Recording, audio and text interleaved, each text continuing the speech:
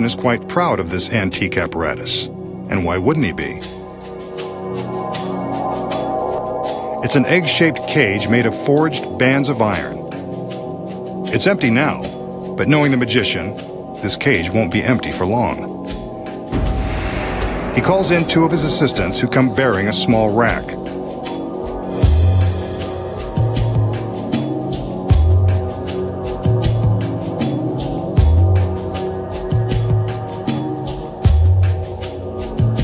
They lift the cage from its heavy-duty mount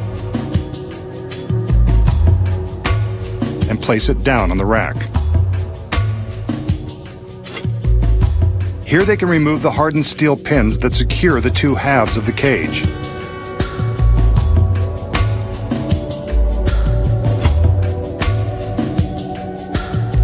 With the front half of the cage removed, we can see how something or someone can be placed inside. Here's someone now, and she's something.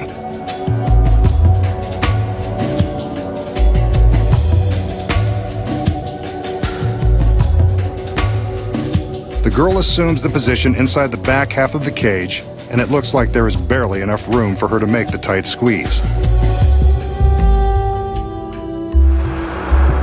Now, two male assistants enter. As she steadies herself, they replace the front of the cage, trapping her inside. I'm getting uneasy just looking at the situation. The steel pins are replaced, and she struggles to find a comfortable arrangement. There isn't one.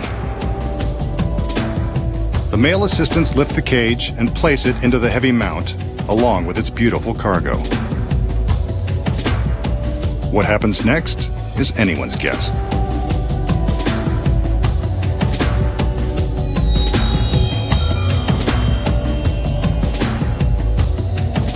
The magician removes the steel pins again and opens the clasps. The two halves separate, but the girl inside isn't going anywhere. His other assistants now cover the sections of the cage with heavy pieces of black canvas. They're careful to stretch the fabric tightly around the cage.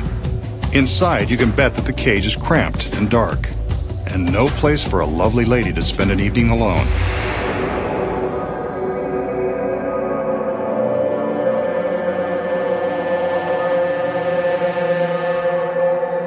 The magician motions for another assistant. This one comes bearing a razor-sharp crosscut saw. Just when you thought this device couldn't get any more torturous.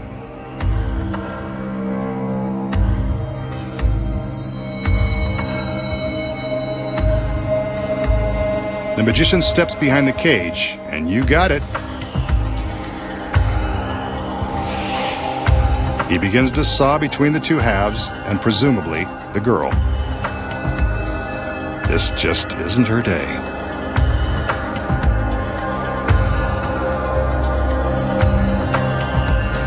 It seems like he's having a hard time of it. She looked like a tough cookie.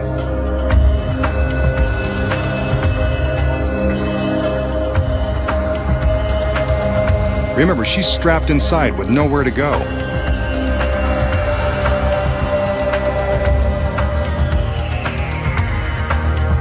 He's made it all the way through and removes the saw.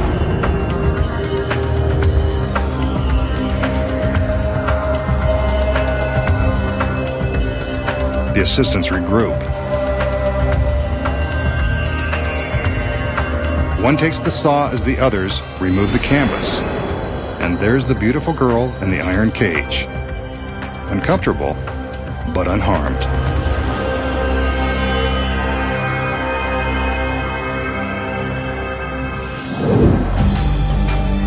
So how did the magician make it look like the girl in the cage was sliced in two? Here are the secrets. The cage is, in fact, as sturdy as it appears. It's got to be in order to safely hold the girl inside.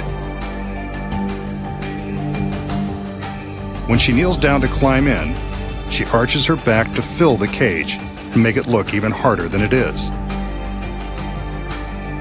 As the halves are secured, she keeps her back arched, and the cage looks almost too small to contain her. But when she bends down, we can see that this is only an illusion. She has more room than we imagine.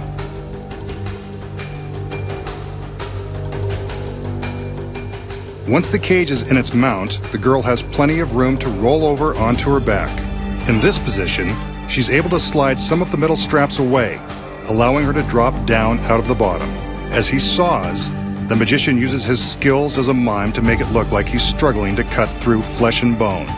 In reality, the girl has rotated onto her back, slipped out of the secret metal bands, and lowered herself safely below the path of the saw. Who says show business isn't glamorous? Here's a look at her movements without the canvas.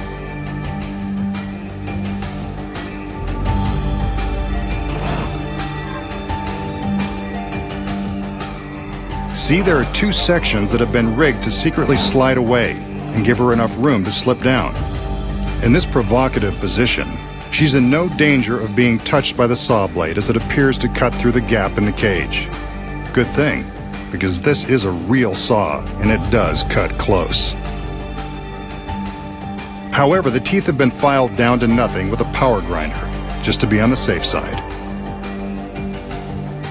By the time the assistants remove the fabric, the girl inside has replaced the sliding metal bands, flipped back onto her knees, and waits